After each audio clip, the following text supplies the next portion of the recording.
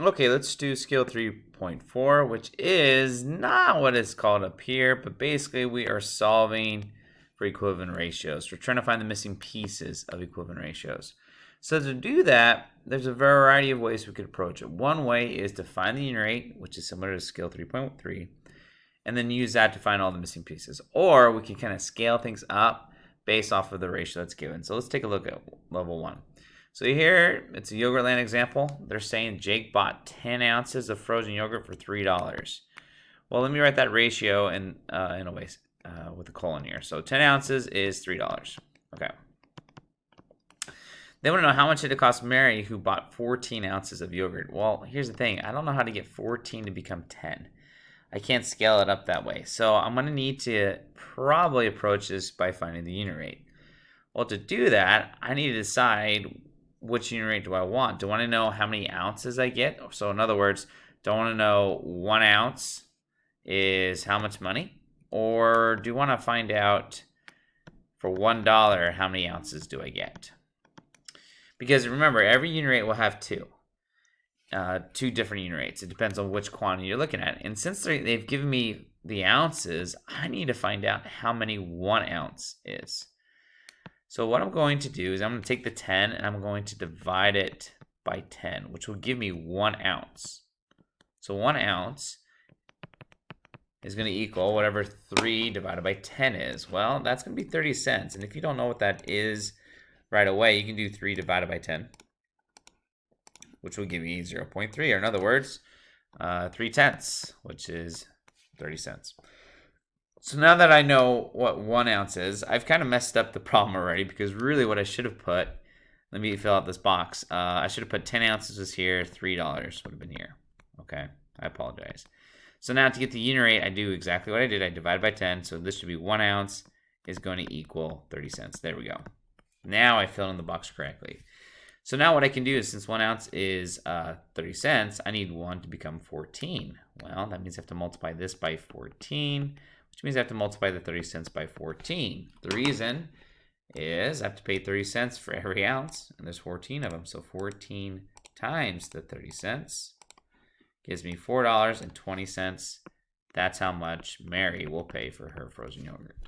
Okay, so there I used the unit rate to scale up, and it worked out really well for me.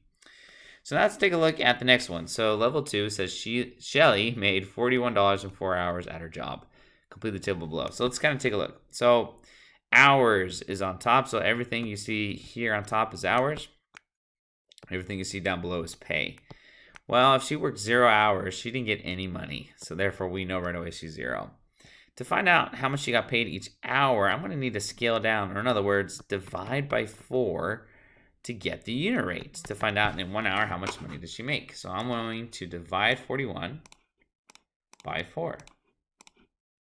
That gives me $10.25. So 1 hour, she's getting paid $10.25. So now, what if she works 6 hours? Well, she's going to get paid that $10.25 6 times. So I'm going to multiply this by 6, just like we would if we were scaling up a fraction. We would have to multiply both of them.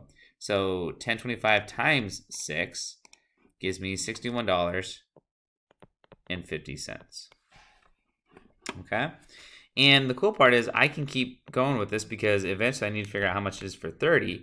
So that means she's going to get paid the 1025 per hour 30 times. So that means if I multiply that by 30, that will give me how much she will earn in 30 hours. So $10.25 times 30 gives me $307.50.